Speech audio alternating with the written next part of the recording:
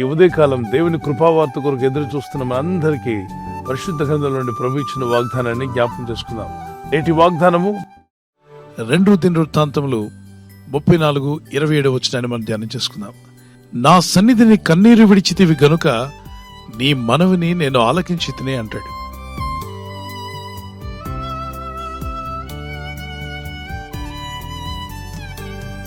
ఇక్కడ దేవుడు తన భక్తులతో మాట్లాడే విధానాన్ని మనం ఆలోచన చేస్తే, నా సన్నిధిలో నువ్వు కన్నీరు విడిచావు గనుక నీ మనవి నేను ఆలకించి ఉన్నాను.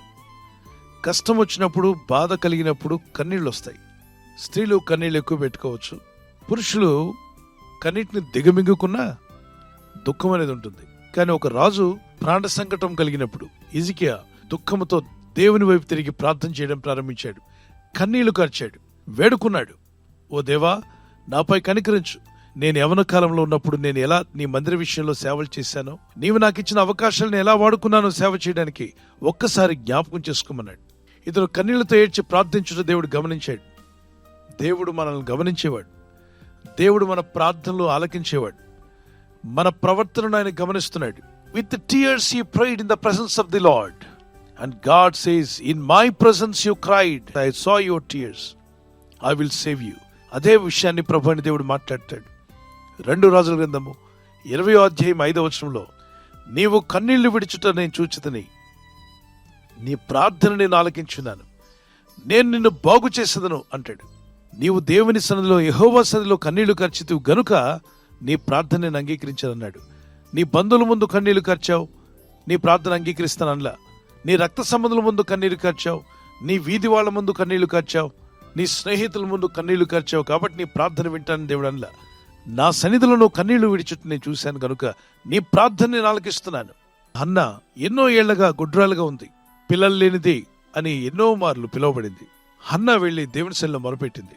1 సమూయేలు 1వ అధ్యాయం 10వ వచనం, బహు దుఃఖాక్రాంతురాలే వచ్చి యెహోవా సన్నిధిని ప్రార్థన చేయుచు బహుగా ఏడ్చుచు. మరి ఎంతగా ఏడ్చిందంటే ఆమె జీవితంలో ఉన్న కష్టాలన్నీ చెప్పుకుంటూ ఏడ్చింది. ఎవరి సముఖమందు? దేవుని సముఖమందు. అత్యంత కోప కారణము చేత తన ఆత్మను కుమ్మరించుకుని కన్నీళ్లు కార్చింది. ఎప్పుడైనా మీకు అత్యంత కోపం వస్తే ఏం చేస్తున్నారు? ఇంట్లో వస్తువులు పగలగొడుతున్నారా? చేతిలో సెల్ ఫోన్ ఇసురు కొడుతున్నారా? మీకు అత్యంత కోపం వచ్చినప్పుడు నోరు జారుతున్నారా? ఇతరులను శపిస్తున్నారా? మిమ్మల్ని మీరు శపించుకుంటున్నారా? నాకెందుకు ఈ సమస్య, నాకెందుకు ఈ బాధ, దురుసుగా మాట్లాడేవారుగా ఉంటున్నారా? మీ కోపం మీకు ఏం చేస్తుంది?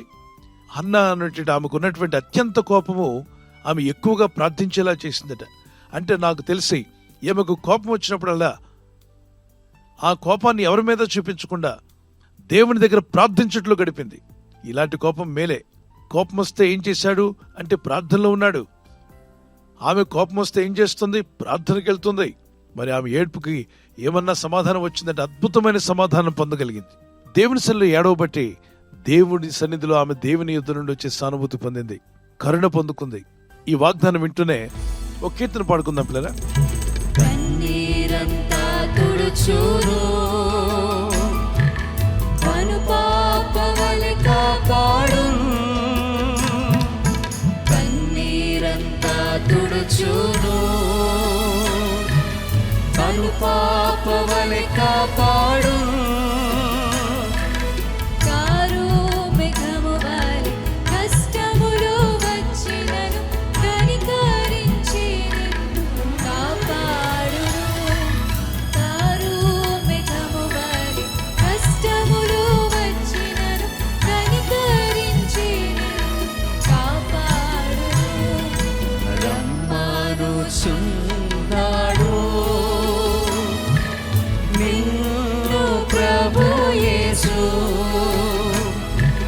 వాంఛతో తన కరము చాపి రమ్మనుచున్నాడు.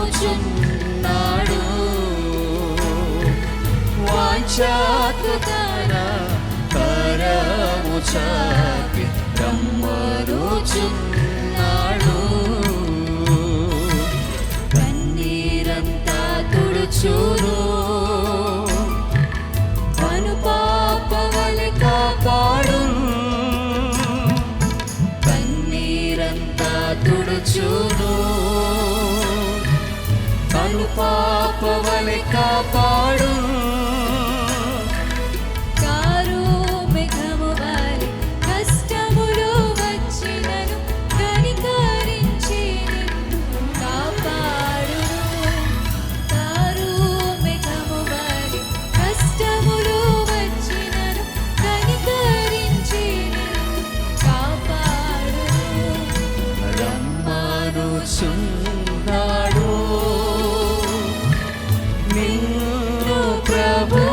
యేసు వాంఛతో తన కరము చాపి రమ్మనుచున్నాడు.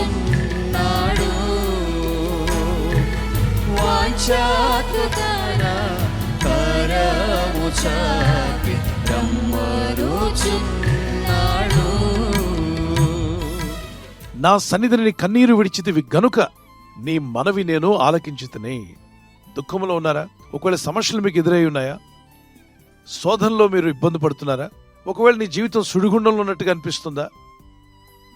ఈ జీవిత సాగరం ముందుకు సాగలేకపోతున్నాను, సముద్ర కెరటాలు ఎదురొచ్చినట్టుగా ఈ బ్రతుకు నావను నడిపించుకోలేకపోతున్నాను, నా కుటుంబం అనేటువంటి నావను ముందుకు తీసుకుని వెళ్ళలేకపోతున్నాను, కన్నీళ్లతో దుఃఖంతో ఏడుస్తూ ఉంటే ఈ మాట నీకోసమే.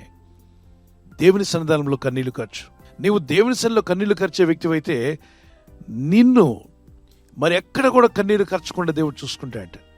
నువ్వు దేవుని వైపు చేతులెత్తి ప్రార్థించే వ్యక్తిగా ఉన్నట్లయితే ఏ మనిషి ముందు కూడా చేయి చాపకుండా దేవుడు నిన్ను ఆదుకొని కాపాడి నీ ప్రతి అవసరమైన మహిమైశ్వర్యం చొప్పున తీర్చబోతున్నాడు నేను నమ్ముచున్నాను. నువ్వు దేవుని సన్నిధిలో మోకరించే వ్యక్తిగా ఉంటే మరి ఎవరి ముందు నువ్వు మోకరించాల్సిన అవసరం లేదు. నీ నోటి నిండా నవ్వుంచే రోజు వచ్చునుగాక.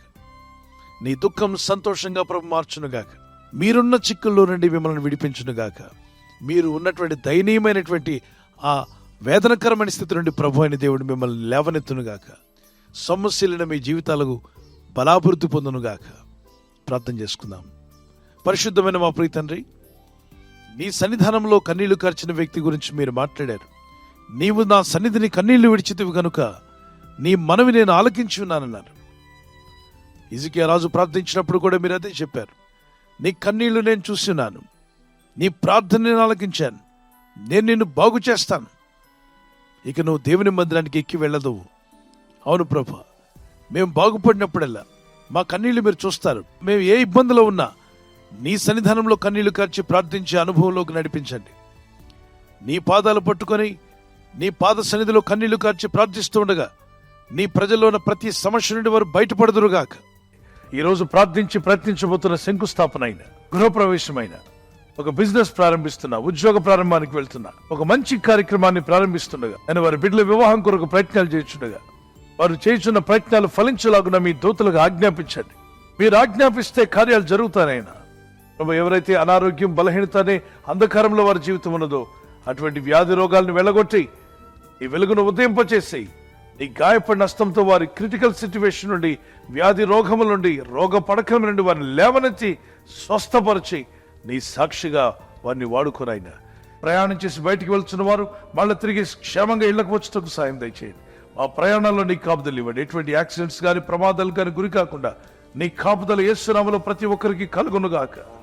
వారు ఎదుర్కొన్నటువంటి శోధన, శ్రమ, కష్టము, బాధ ఏదైనా దాని నుండి తప్పించగల శక్తిమంతుడా నీ నామములో ప్రార్థిస్తున్నాం.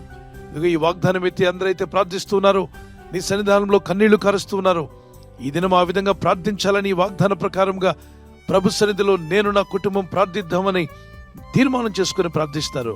వారి జీవితాలకు కూడా గొప్ప జవాబులు రావాలని ప్రార్థిస్తున్నాను. నువ్వు ఆశ్చర్యకరుడు, అద్భుతకరుడు, ఆలోచనకర్తవు. నీకు అసాధ్యమైందంటూ ఏదీ లేదు. దయగల మా తండ్రి, నీ ప్రజలను బలపరచుటకు నీ దయ చూపండి. మీ కరుణ చూపి వారిని లేవనెత్తండి.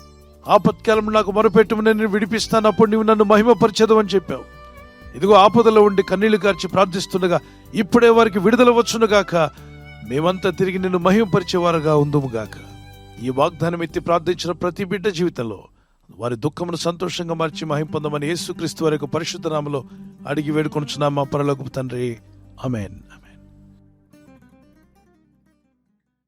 బర్త్డే ఉన్నటువంటి వారు మీకు మా ప్రత్యేక ప్రార్థనలు. Happy birthday to you, many more returns of the day. మీకు వాగ్దానము జెఫన్యా 3:15 ఇక మీదట మీకు అపాయం సంభవింపదు. Never again will you fear any harm. Never again will you fear any harm. What a wonderful promise. ఈ వాగ్దానం మీ పట్ల నెరవేరాలని ప్రార్థన చేసుకోండి. మరి బర్త్డే ఉన్న రోజు తెల్లవారు లేచి ప్రార్థన, బైబిల్ పట్ల ఉండడం చాలా సంతోషం. Many more returns of the day. God bless you. మీకు ఆయుర ఆరోగ్యములు ప్రభు దయచేయాలి మా ప్రార్థన. ప్రభు ఈ వాగ్దానంతో మిమ్మల్ని ఆశీర్వదించునుగాక. ఆమేన్. God bless you.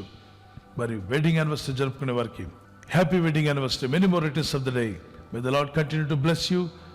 The promise of God for you, Psalms 128 verse 5. May the Lord bless you from Zion. సియోనులో నుండి యెహోవా నిన్ను ఆశీర్వదించును. సియోనులో నుండి యెహోవా నిన్ను ఆశీర్వదించింది 128వ కీర్తనలో ఉంటుంది. ఆ కీర్తన మొత్తం చదవండి, అది మీకోసమే అనుకోండి. అద్భుతమైన విషయాలు కుటుంబాల కొరకు, భార్యాభర్తల కొరకు, పిల్లల కొరకు రాయబడ్డాయి. ప్రభు అక్కడ ఆలస్యమైతే మీరు సిల్వర్ జూబ్లీ, గోల్డెన్ జూబ్లీ, అవసరమైతే ప్లాటినం జూబ్లీ కూడా చేసుకునేంతగా ప్రభు మిమ్మల్ని దీవించి ఆస్వాదించునుగాక. ఏ వయసులో వారైనా మీరు భార్యాభర్తల మధ్యలో ఐక్యత, ఏక మనసు, లవ్ అండ్ ఎఫెక్షన్ ఇంక్రీజ్ అవునుగాక. ఆమేన్ చెప్పండి. God bless you. ప్రభు మీ కుటుంబాలు దీవించాలని ఈ వాగ్దానంతో ఎత్తి ప్రార్థించండి. ఇద్దరు కలిసి ప్రార్థన చేయండి, కలిసి బైబిల్ చదవండి. It's a blessing for you. I'm praying for your life. God bless you. ఈ ఛానల్ మీరు సబ్స్క్రైబ్ చేసుకోవడం వలన 2 పనులు జరుగుతున్నాయి. ఒకటి, సువార్త జరుగుతున్నది, ఆత్మలు రక్షించబడుతున్నాయి. రెండవది, పేదలకు, అనాథలకు ఈ ఛానల్ ద్వారా సహకారం అందించడం జరుగుతుంది. మనం సబ్స్క్రైబ్ చేసుకోవడం వలన అందరికీ సహాయం చేసిన వారమవుతున్నాం. ఖచ్చితంగా ఈ యూట్యూబ్ ఛానల్ ను సబ్స్క్రైబ్ చేసుకొని బెల్ బటన్ ను క్లిక్ చేయండి. మీకు వెంటనే మెసేజెస్ పంపబడతాయి.